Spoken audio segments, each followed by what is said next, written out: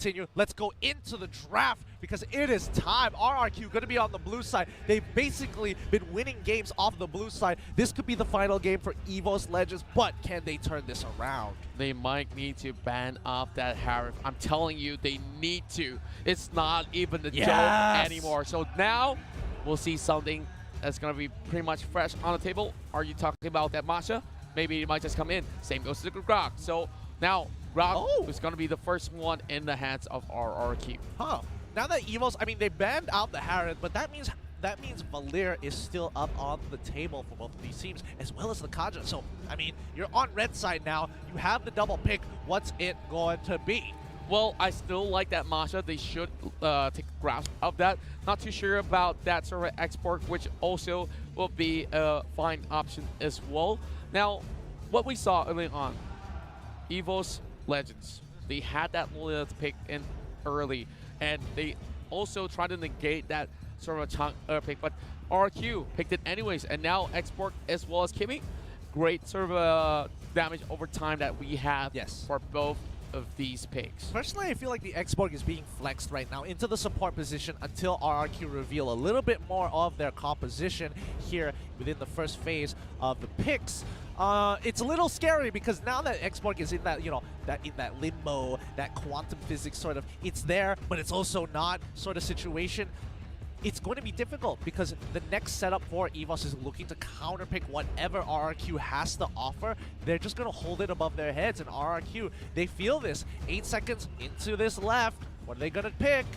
Well, RRQ is running out of time, and I talked about Masha, and I'm a big fan of this sort of pick, but how can EVOS stop this Masha? Because they need something to actually hold them through, either whether if she joins in the fight or even if they hit into that split push, because this is going to be a huge problem for them in the long run. Yeah, I kind of feel like, you know, EVOS is in this awkward position where they want to pick up the Lolita, but they kind of can't.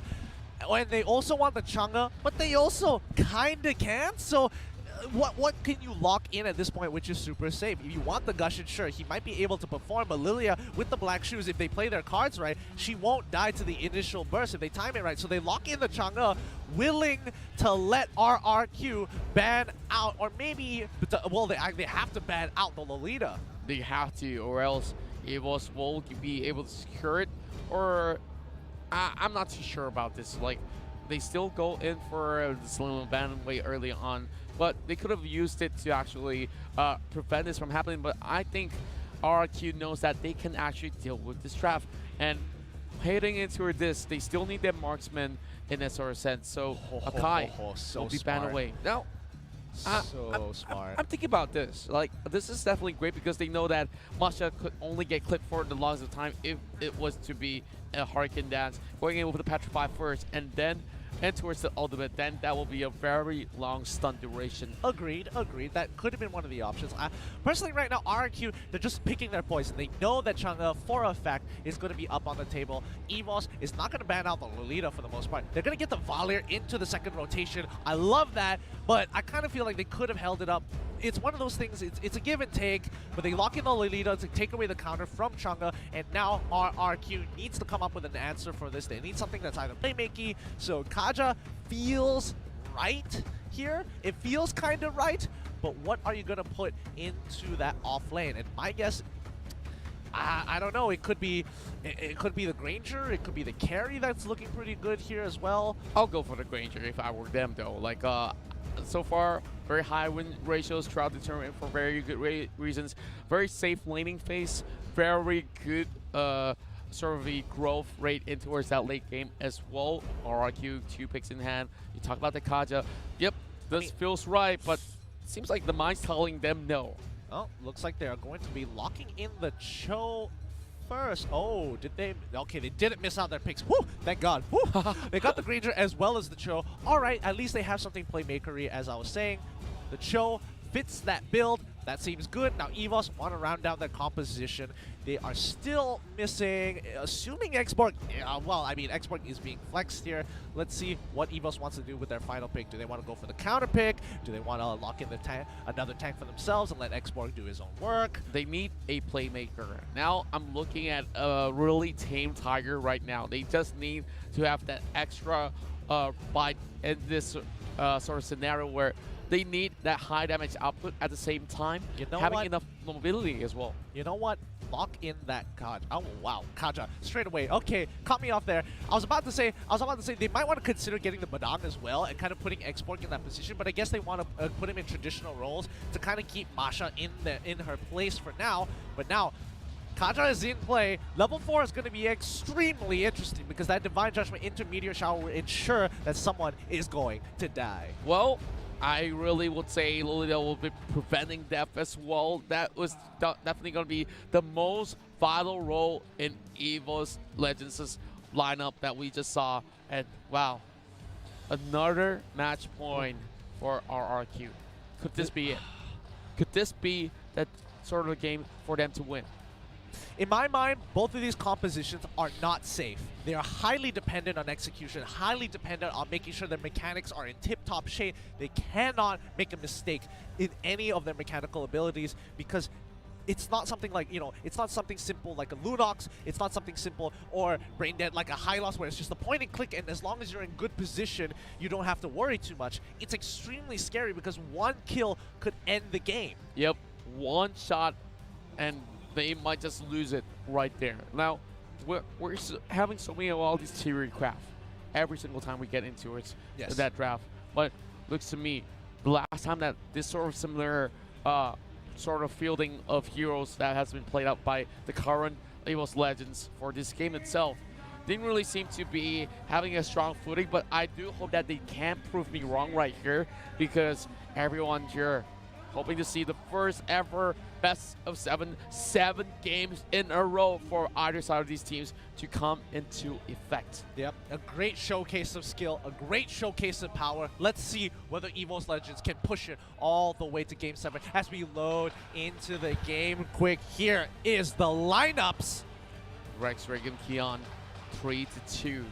They are definitely one of the hot favorites out there. Well, I'm not too sure how's the ratio like back at home in terms of fan base, but some of them told me that, you know, you cannot outfight all the number of fans of EVOS Legends because you saw the stadium. A lot of them came in with full swag of jerseys, headbands, what else? Flags, drums, you name it, they have it. I'm not too sure. Like, what do they not have? But RRQ, I'm pretty sure $400,000, they can equip themselves even with more merchandise. Even more swag to bring it to the next one. Oh, yeah. But I'm excited to see how this game plays out as Aura is going to be on the bot side by himself. Masha getting impressed on the top side. They're going to be A-okay for now. But so far, a lot of respect going to both sides because I kind of expected RRQ to try and make a play. And, oh no! Oh, wow. Liam stole away the buff! Well, call the police because we got a team right here. And here comes lots of flicker coming into the table. Oh my gosh, he took Retribution. He stole it with a Retribution. Okay, that is dirty. I mean, who would have thought? Like, well, definitely Liam don't really need that flicker anyways because that tank will not be heavily focused as compared to the rest of these units. But huge defense system going on for EVOS Legends as they try to protect that side, and they lose out on the Revo Crab as well. That is very rich Grok in this game. Wait, what's going on here? Who's the real carry this time round? Is it Grok or is it Lemon? I can't figure it out. But so far, RRQ are slowly getting ahead, but the next upcoming Lords, they have to be very, very scared of this Grok. That Power Nature has a high base damage, and not to mention, with Retribution as well, he's not going to be able to be locked down. He can kind of just walk in and be like, yoink, that's my Lord. He's going to yoink in even more camps as we see him rotating across and towards the mid lane as well, setting things off as we see RRQ just pulling a lot of triggers right here. Mouse is going to be chasing over onto Reg. Early game, yep, love massage of chemicals.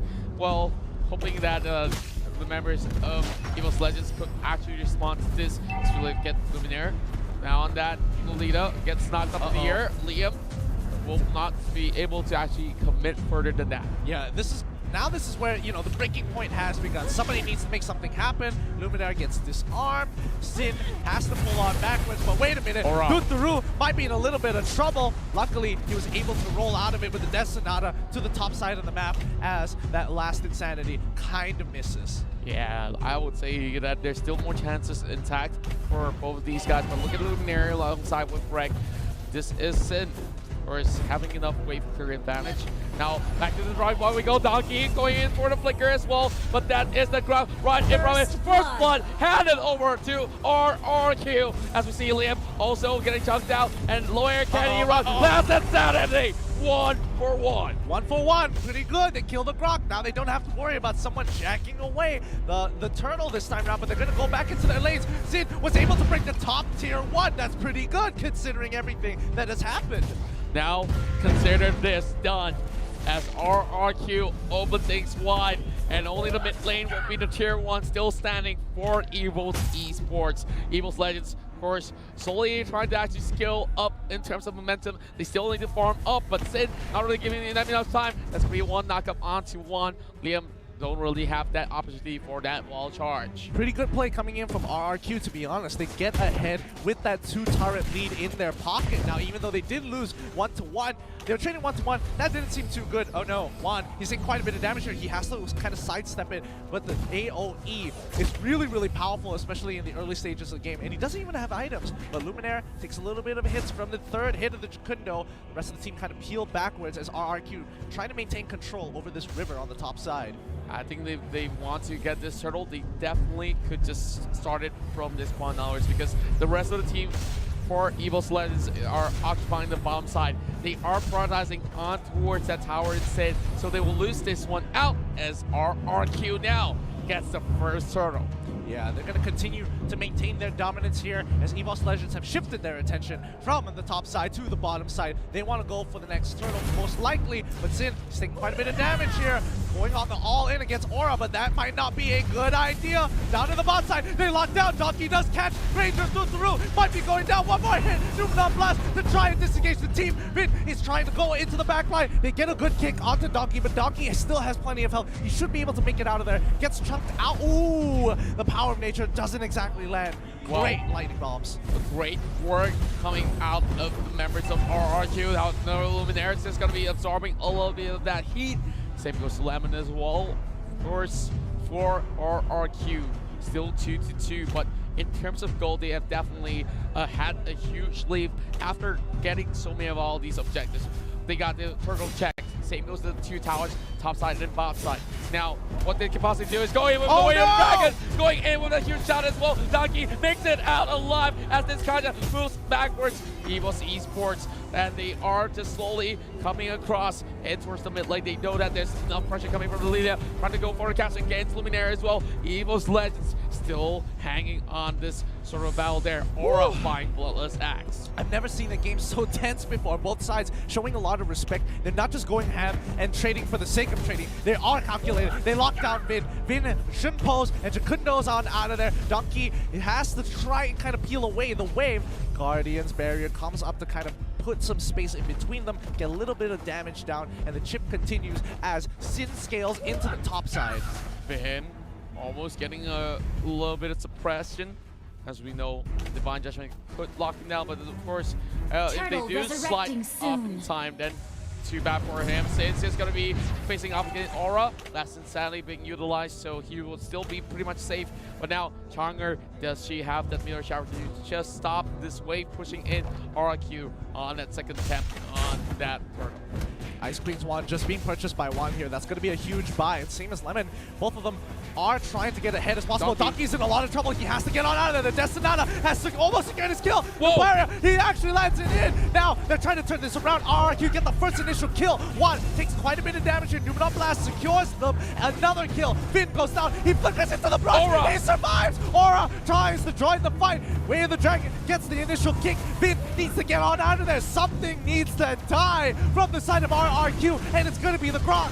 And the Grog will fall out the last instead of being popped, but the mid lane has to crush out as well. Rex, Reg, and Kion has that win-win condition. No matter what, it's that sort of 50-50 that they take when they get that 51%. Yeah, this is just a solid game coming into this. EVOS Legends, they're biding their time. They're trading 1 for 1. And now the score hasn't really changed too much. Turtle in control of EVOS' territory, but this could be really risky. Vin sliding at the back, trying to actually get a little bit of patches here. Aura does pop his last study, but instead, look at the trade out there. Sin one more time, and it's a killing spree for the export, and more fights ensue as we see RRQ here. Luminar left, and can take over on the Liam as well, but can EVOS proceed? And Luminar can take it down for a double kill on Juturu. Wow, that was a really good Guardian's Barrier there. It kind of blocked off the rest of EVOS from going forward. Both Watt and Rek didn't want to loop around to maybe look for a kill because that will put them out of position. They were just out of range, which is kind of unfortunate if I have to say so myself. I would definitely say that's definitely not so fortunate for them at all. Now, heading into its 8 minutes and a half in terms of kills. It's really close for both sides. Yeah. But that's one kill being given away in that previous battle right there where EVOS Legends had to just let that Lolita pass by. Well, what can they do? I mean, more importantly, the goalie developed by RRQ, we've seen this before. Ooh, Lemon forcing out the black shoes straight away, but more importantly, RRQ have secured more objectives, which in fact has given them quite a decent lead over EVOS Legends, and EVOS weren't able to recover the last time from it, so based on that alone, they might be able to catch them off guard. EVOS, hopefully they can come back into this game. Well, definitely going on a little bit of that relapse for a moment, and as for some of all these players here, we're looking at the Granger here with the endless battle, and they are just scaling off the charts. This is going to be Luminaire bringing out the shield, trying to go in for a little bit more commitment, a little bit of positioning, not really favoring the side of RRQ. Pretty much a huge split as we see a little bit of a dancing lord in between. They are still looking to stop it, and Dark Shoes being utilized there by Lemon, with Donkey not really fully committing to this. But here comes Aura there, trying to actually chunk down the health. Sin still have another bar to go, and here comes Donkey as well as Luminaire. Yeah, it doesn't look like they're committing to this. Liam doesn't have the power of nature. I'm not too sure why they didn't want to yank it back to get the free kill. Vuthea, that's a great. That's not a Donkey gets caught. Whoa! Thunder could not enough. Finn is taking so much damage here, but they're able to do it. Flicker into Numenor Blast. He makes it out with 1 HP, and now EVOS have to pull back. They gave away the kill. They prioritize trying to get Vuthea a little too much. Donkey, the best tank we've ever seen, falling flat with Vuthea, just landing that critical shot, bringing down that Kanja, and my Rex Rico Keon at least gets one more. And we saw that the last was huge. What in the world was that damage output coming from that Death Sonata? That was scary. Oh, looks like Vin trying to make a play there. The arrival coming in early by the X-Borg. He has nothing to do top side, therefore he is going down to bot side to hopefully keep it in check. Now checking every single lane as they go. Chang'e protecting that top side, which means that RRQ will send members in towards the Lord section. And they're already being the first line of defense for EVOS Legends. Slowly getting themselves into the H-Brush. That's going to be Donkey coming in with the Shadow Map. This is a perfect catch for them as they manage to actually get them low. But oh! No way! No! Oh, thank God. Oh my God. I never thought he would have made it out of there. Vin should have definitely died. I thought he got super lucky at the end there. He was playing that absolutely well, canceling into the Shunpo very, very quickly after the third hit of the Jakundo. But my God, Aura is in a lot of trouble. He's pulled back. He doesn't have the Firaga armor, and Juan can actually turn this around. He has the Meteor Shower, and there he is. He gets 2 kills up on the top side, but that's not going to be enough for RRQ to lose their lead because they are still 7K ahead. Well, at least they draw the line between the kills, and they needed a Chang'e to be right in front of Masha. So they found that answer to this solution. Well, I definitely contradicted myself for a moment, but here comes Luminaire, just getting that shield up. And Donkey! Shut down! The Respect! You can't walk up that far. Now Lemon's in trouble. He has to use the black shoes as well as the flicker to get on out of there. Luminaire very close to dying, forcing out the flicker as well. Bing got pretty close, but Donkey ain't gonna let him go. Rek as well as one. A great Guardian's Bearer coming up. The chemical refinement coming in from Rek, but it's just not enough distance for him to commit to that fight. Well, EVOS Legends, I can see they are here to take this game. They are here to prove every one of these guys RRQ that they can beat them for the second time coming if they were to come back onto this upper bracket. Well, there's no more brackets. There's only the grand finals for them to fix their eyes on to claim their throne. Aura once more. Oh, Sin going in. He doesn't win this. He doesn't win this. He forces out the flicker for Sin. He has to turn off his passive or at least hit something for the There he But goes. one is there to cut him off. Another kill going on for EVOS Legends. RRQ is starting to crumble.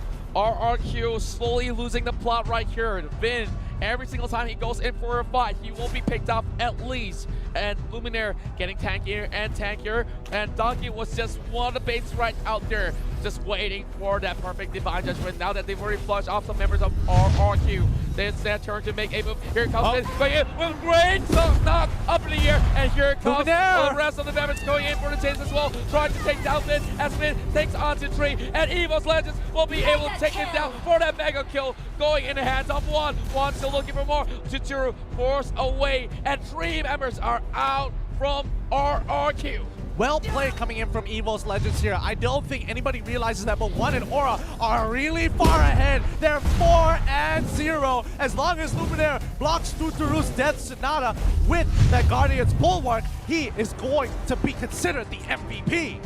We're speaking of MVPs right now, and EVOS Legends seem like they have found one in the forms of Aura as well as One. These tag team, they do not seem to be that sort of perfect combo if you think of it that way. Wait a minute. Formula. Did One just buy a Windtalker? Yes, he did. Why did he buy a Windtalker? Wait, what's going on here? Hold up. Talker Chang'e in the grand finals. Let's digest this for a little bit. In what scenario should this be brought out? Why? Does he get the immediate Windtalker proc off of his auto attacks? Like, what's going on? Like, I can't understand. Donkey. Oh, Donkey, he actually goes in. He gets kicked back with the way of the dragon. Luminous Lord is knocking onto that tier 2. He breaks. They trade 1 for nothing. Thunderbell has just been purchased by the Granger. He's going to be huge. Topside, Aura is going to be going down. He's in a lot of trouble. Finn is making it all happen as the 2 fights happen at the same time. Sin can't actually get ahead. Luminaire is trying to block his way. Finn's in trouble. He's taking too much damage. He flickers. He gets hit with the 3rd hit. Luminaire is able to pull it through 2 for 1. EVOS Legends are walking through. Aura has done it. They're breaking through to the inhibitors. My goodness! EVOS now will break down the inhibitor, and EVOS Legends escorting this wave. It's all down to one. There it goes! Chituru is down! Only down to Sin. They are trying to do it. This might just be Game 7 coming in the way. EVOS Legends, they're bringing this game and one away to finish things up. We are going in Game 7. EVOS Legends! Oh my god. No way! EVOS Legends off of 1 mistake from RRQ. Take the bait, take the 6 hook line and sink EVOS Legends. Now bring it to Game 7. Everyone are off their chairs for now. EVOS Legends. We saw that play. We saw Aura playing the best game that he has ever played in his career, bullying off Sin. And let's get back onto the casting cam. Gideon, you cannot believe it. I cannot believe it. EVOS, they secured that Lord. And when they do, this is what happened. One Masha on the top side. They won that war. After that, that's where the exports sent in. And they were looking like they were losing a little bit of that trade-off there. But wow, they even brought down Chituru over the bottom side. They escorted it. And they crushed it. They crushed RRQ apart. I can't believe this is happening. They had a 7K goal lead over EVOS Legends. This just doesn't happen, and it shouldn't happen. They threw away their lead. That mid-fight was looking so good until it didn't. Aura on the top side of the map, 4-0. He was crushing it. Masha could not get ahead. Masha had no room at all. This was a perfect setup. They knew what was coming. They left that Masha pick right out of the open, and they walked right in towards the Tigers' den here. Look at the damage output coming out from that Kimmy, as we see. Totoro, of course, still having the highest of GPM. Honestly, if the MVP is going to be the person with the highest damage, I don't care. I don't care either. Holy crap, you deserve to be a champion, MVP. He has blocked so many Death Sonatas. He has disrupted so many Jacundos. I can't believe this guy is actually insane. I told you since the get-go, the most important thing of the draft, it's got to be that Lolita. And they picked it in the first go for a real good reason on that second pick itself. And this is why they actually do it. Well, actually, especially with the Challenger coming in as well, they already know that, okay, they know what to do. But RRQ is kind of giving it away, not really banning it out when they had the opportunity to do so. Oh my lord. Okay, now that this game is over, this is, one hell of a finals, because now we're pushing into Game 7. The MVP will be shown real soon on screen once it is up. But so far, just the damage numbers coming from both sides, this was a surprisingly, this was just quite a surprisingly quick game. Previously, 20, even 30 minutes games have now been shortened to 12 and 15-minute games. Well, I can see why they are adapting to the pace of the game. They're adapting to their enemies really well. RRQ right here, stunned, baffled, just like us, casters on this, just like the rest of the fans right there. No response. Yes, Export. We talk about Aura there. Not dropping a single time. He was in charge of negating the split push. And when he joined in every fight, he was the one with one of the high impact other than the Lolita that we talked about. Exactly, and he made sure that Masha could not play the game. He matched her every single time. And the problem is, Masha disrespected. He didn't realize that Export had already netted himself 4 kills. There is no way she wins that. And especially at the very end, it looked like it was really close. Guess what? It really isn't close, especially when he's a full item ahead of her, has the immortality, has a really short cooldown on that ultimate. Oh, you break the Firaga armor, whatever, I'm just gonna die, come back, and do the last insanity all over again. Yep, time and time again, and even better, with immortality, don't even think twice about pushing that same lane.